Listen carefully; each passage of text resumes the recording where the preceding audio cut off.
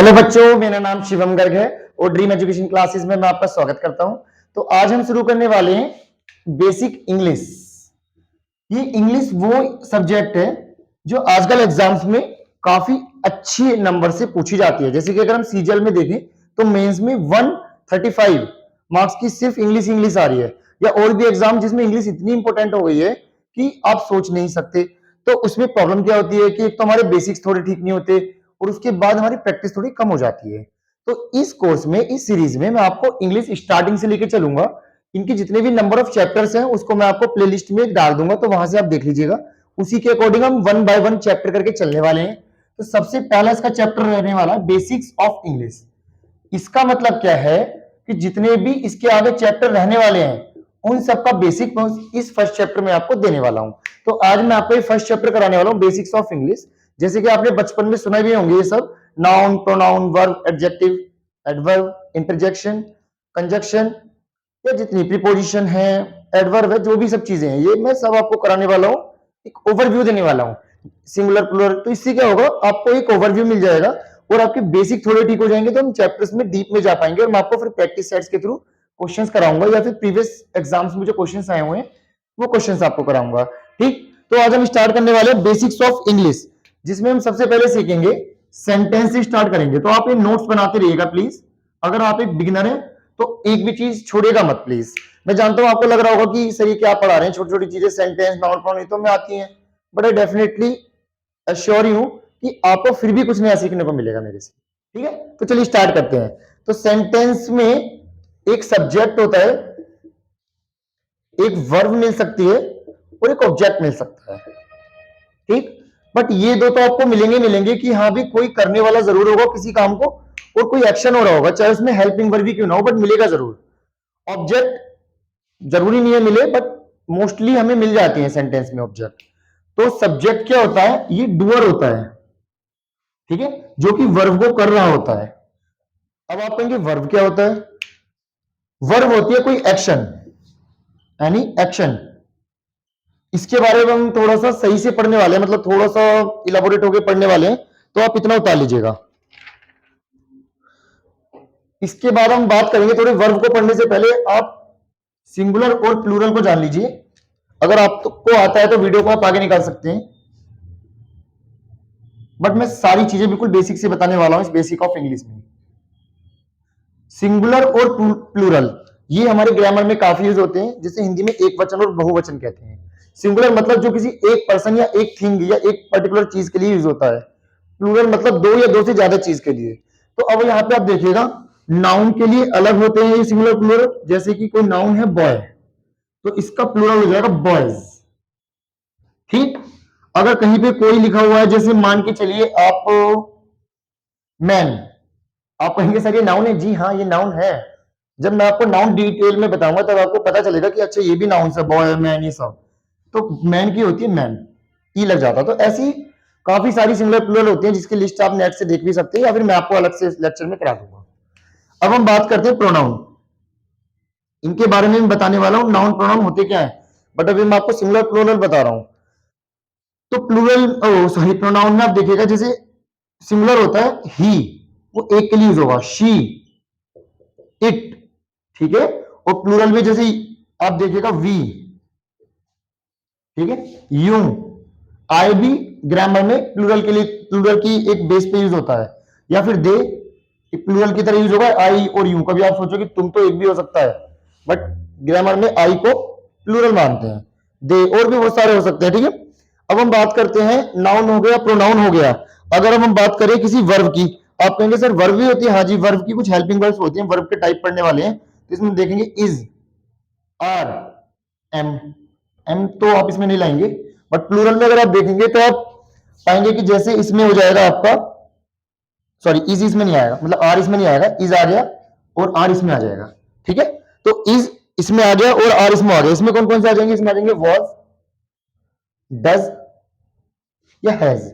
और इसमें वॉज की जगह आ जाएगा वर, डज की जगह आ जाएगा डू, और हैज की जगह आ जाएगा है। तो आपने अब देखा होगा कि नाउन, प्रोनाउन और वर्ब इन तीनों के सिंगुलर प्लूरल्स होते हैं। ठीक, अब थोड़ा सा आगे चलते हैं। अब हम वर्ब को पढ़ने वाले हैं थोड़ा डिटेल में, तो हेडिंग डालिएगा वर्ब।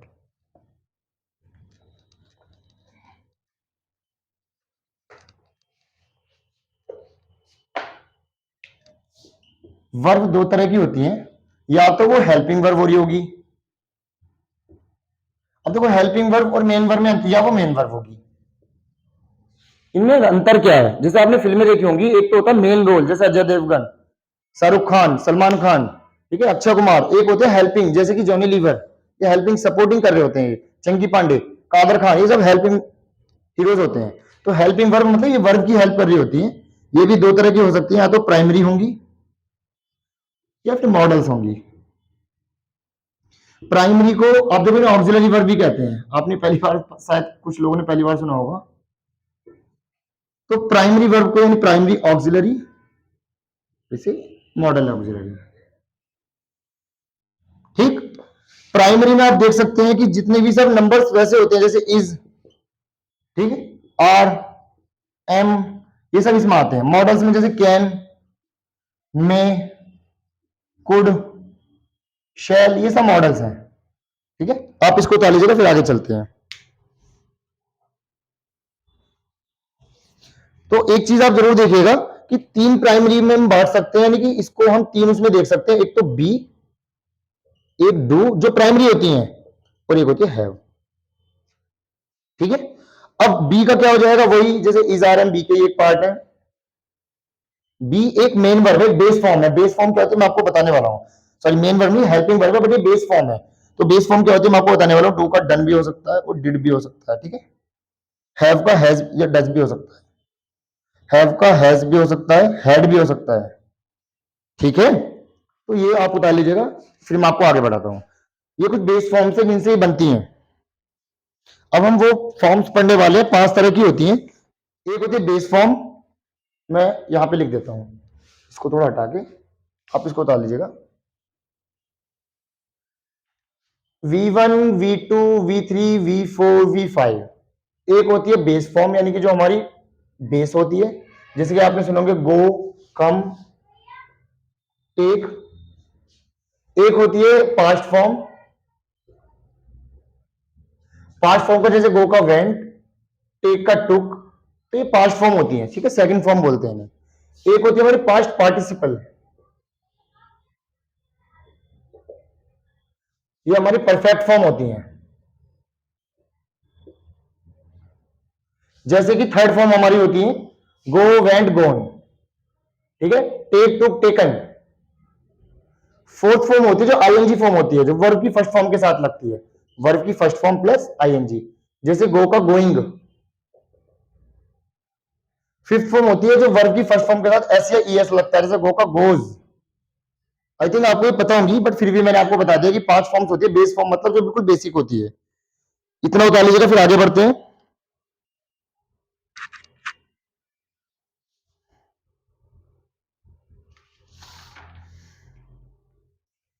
चलो मैं इसको हटा रहा हूं।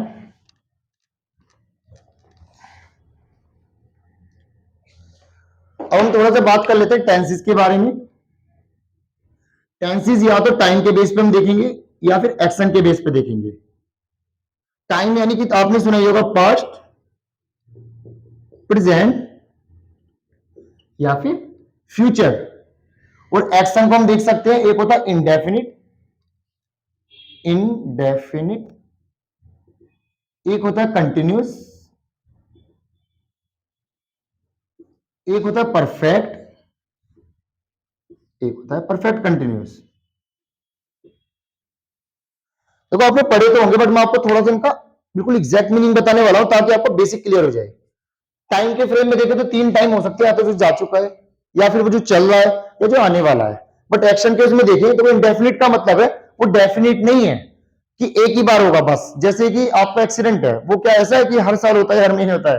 वो डेफिनेट है, मतलब सॉरी वो डेफिनेट है कि भाई एक ही बार होगा। बट इंडेफिनिट का मतलब जो डेफिनेट ना हो, रोज होता हो। जैसे कि मैं सोता हूं तो रोज ही सोते हैं, सब सोते हैं। मैं खाता हूं, रोज ही खाते हैं। तो जहां पे भी कुछ ऐसी चीजें जो रोज होती है, हैबिचुअल चीजें होती हैं, वो इंडेफिनिट में होते हैं। कंटिन्यूस का मतलब क्या होता है? कंटिन्यूस का मतलब होता है जो चल रहा हो, जो कंटिन्यू हो। देखो नाम से आपको पता पड़ जाएंगे, इंडेफिनिट का मतलब तो डेफिनेट नहीं है, रोज होती है।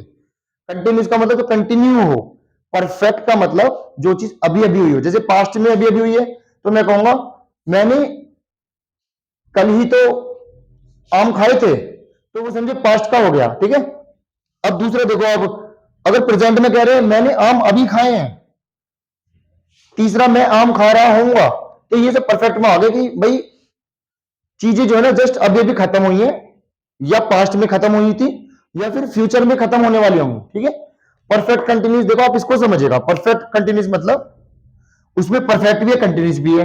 अब ये कैसा सेंटेंस है, तो मतलब ये है कि कुछ पार्ट खत्म हो गया और कुछ अभी भी चल रहा है। जैसे मैं 10 साल से इस कोचिंग में पढ़ा रहा हूं, तो क्या मैंने पढ़ाना बंद कर दिया? नहीं, तो इसका मतलब पढ़ा भी रहा था, कुछ काम हो भी चुका और अभी भी कंटिन्यू है, तो आते परफेक्ट कंटिन्यूस। या जैसे मैं 20 साल से अपने घर में रह रहा हूं, तो मुझे क्या घर वालों ने निकाल दिया? अब नहीं, तो अभी भी रह रहा हूं, तो परफेक्ट कंटिन्यूस, ठीक है। आगे चलते हैं, हेडिंग डालिएगा पार्ट ऑफ स्पीच,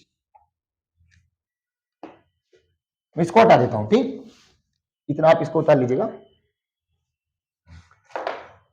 अब देखो इनका मतलब जानेंगे, सारी बुकों में आते हैं, चाहे वो छठी क्लास का हो, 6th 7th 8th 9th 10th 11th 12th आते रहते हैं, कॉम्पिटिशन में आते रहते हैं, बड़े हो जाते हैं, पता ही नहीं पड़ रही कि भी पार्ट ऑफ स्पीच कौन सी बला आ गई है, बस बोलने में अच्छा लग रहा है पार्ट ऑफ स्पीच, बट क्या चीज है ये? स्पीच का एक पार्ट, यानी कि अगर हम कोई भी भाषण दे रहे हैं या कोई हम कुछ बोल रहे हैं, तो उसके बोलने में जो उसका एक पार्ट होगा। अब देखो ध्यान से देखिएगा, मैं आपको कोई एग्जांपल देता हूं, जैसे मैंने कहा ट्रेन, ट्रेन एक वर्ड है, उसका सेंस भी है, बट अगर मैं कहने लगूं, हाँ अगर मैं कहता हूं ब्रेन, तो वो भी एक वर्ड है, उसका भी सेंस है, बट मैं कहता हूं श्रेन, श्रेन तो कोई वर्ड ही नहीं है, तो इसका मतलब it's not part of speech. तो पार्ट ऑफ स्पीच किसी भी टाइप का हो सकता है, नाउन, प्रोनाउन, वर्ब, एडजेक्टिव या एडवर्ब, प्रीपोजिशन, इंटरजेक्शन, कंजक्शन, कोई भी पार्ट का हो सकता है, तो उनको अब हम वन बाय वन देखेंगे, ठीक। तो सबसे पहले हेडिंग डाल लीजिए नाउन।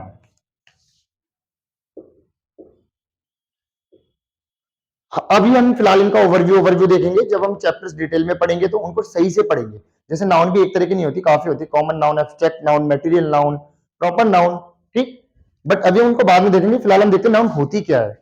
नाउन का मतलब है ये कोई भी एक नाम दिखाता है, ये नेम दिखाता है। वो नेम किसी इंसान का भी हो सकता है, वो नेम किसी एनिमल का भी हो सकता है, वो नेम किसी प्लेस का भी हो सकता है, वो नेम किसी चीज का भी हो सकता है। आपने बचपन में डेफिनेटली पढ़ी होगी, noun is the name of place, person, animal और थिंग, तो ये वही चीज है, ये किसी ना किसी चीज का नाम है। इसके बाद हम बात करते हैं, नाउन के बाद लिख लो प्रोनाउन। अब हाँ मैं आपको इसमें 2-3 एग्जांपल देता हूं, जैसे मैं वहां पे बात कर रहा था बॉय, अब आप कहेंगे सर बॉय नाउन कैसे था, तो मैं आपको बताता हूं। बॉय नाउन इसलिए है क्योंकि अगर आपको किसी ने बोला, मतलब किसी ने तो हमारे पूर्वजों ने कहा होगा ये लड़का है ये लड़की है, तो एक तरीके का नामकरण ही तो किया गया, वरना हम ऐसे कैसे बोलते ये है ये है, क्या ये। तो इसी देखो वाटर, हम अगर एग्जांपल देते ना वाटर, तो कुछ समझ भी नहीं पाएंगे कि वाटर भी एक नाउन है। भाई वो एक नाम है ना किसी चीज का, वो चीज है पीने वाली चीज, उसका नाम है वाटर, ये सब नाउन है। अब अगली हेडिंग डाल लीजिए प्रोनाउन।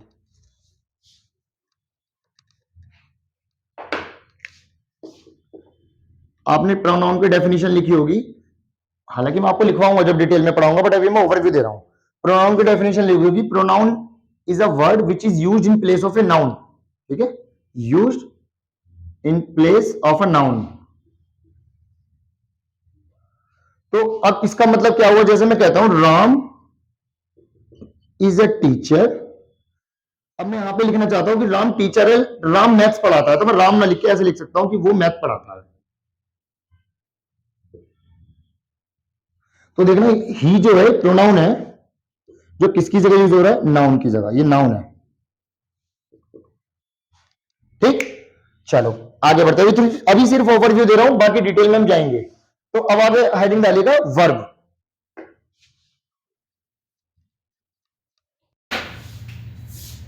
मैं पहले बता चुका, वर्ब एक एक्शन है, ठीक है। ये इजारा वाली भी हो सकती है, जो हेल्प करनी होती है वर्ब की, और ये भी हो सकता है टीच, ईट, स्लीप, कुछ भी, ठीक है, जहां पे कुछ ना कुछ हो रहा होगा वो वर्ब है। अब अगली हेडिंग डाल लीजिए एडजेक्टिव। ये सब पार्ट ऑफ स्पीच के पार्ट्स हैं, ठीक है। एडजेक्टिव क्या है, किसी भी चीज की या किसी भी नाउन की या किसी भी चीज की क्वालिटी बता रही होती है। क्या बता रही होती है? क्वालिटी बता रही होती है। तो आप लिख सकते हो क्वालिटी अबाउट नाउन और प्रोनाउन। ठीक है, ये ध्यान रखना है, किसी वर्ब एडजेक्टिव की नहीं बताती, नाउन या प्रोनाउन की बताएगी। जैसे मैं कहने लगूं he is a bad boy, तो अब देखना बॉय क्या बताया था मैंने आपको, नाउन, बैड किसके बारे में बता रहा है, इस बॉय के बारे में, तो इसकी क्वालिटी बता रहा है कि बुरा लड़का, तो दिस इज एडजेक्टिव। ठीक है, जब डिटेल में बताऊंगा तो मैं आपको बताऊंगा कि एडजेक्टिव भी कितने तरीके के हो सकते हैं, कलर्स को भी कई बार एडजेक्टिव की तरह डिफाइन किया जाता है। फिर एडवर्ब में हम जाने वाले हैं, तो लेट डाल लीजिए एडवर्ब।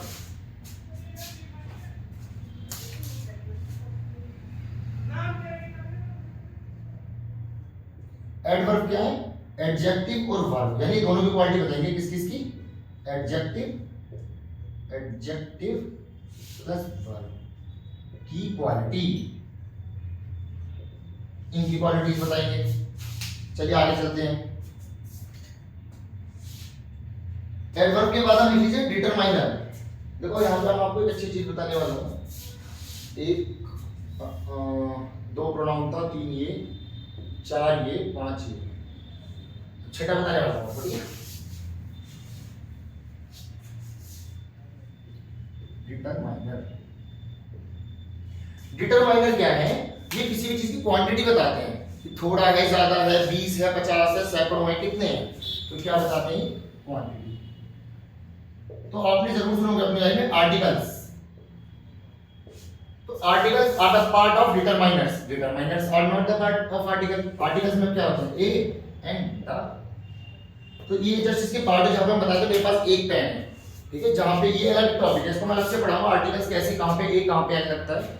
आज भी बच्चे काफी प्रॉब्लम करते हैं, जैसे मैं कोचिंग में पढ़ाता हूं, मैं देखता हूं ए और एन में या दा में चूज करने में प्रॉब्लम हो जाती है उनको कि कहां पे दा लगेगा, कहां पे ए लगेगा, कहां पे एन लगेगा। तो मैं आपको अगली वीडियो में बता दूंगा जब आर्टिकल्स की अलग से वीडियो बनेगी। फिलहाल के लिए आप पहले हेडिंग डाल लीजिए प्रीपोजिशन, 7th हेडिंग डालेंगे प्रीपोजिशन।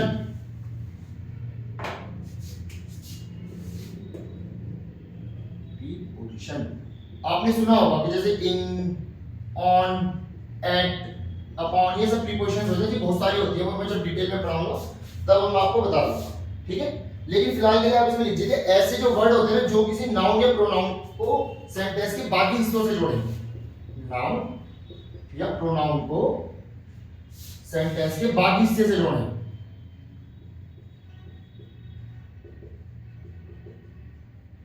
अब आप कहेंगे सर ऐसे कैसे लिख रहे हो हिंदी इंग्लिश में, देखो मैं तो ऐसे नोट्स बनाता हूँ, कुल मिला के समझ आने चाहिए। कैसे, आई एम सिटिंग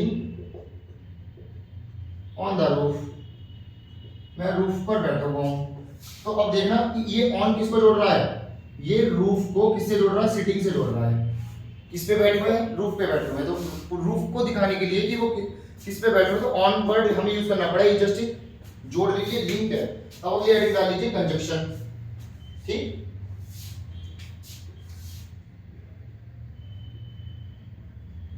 कंजक्शन क्या है आपने जरूर सुनोगे, और एंड, ये सब चीजें, तो जितने भी दो सेंटेंस को जो जोड़े वो होते हैं कंजक्शन।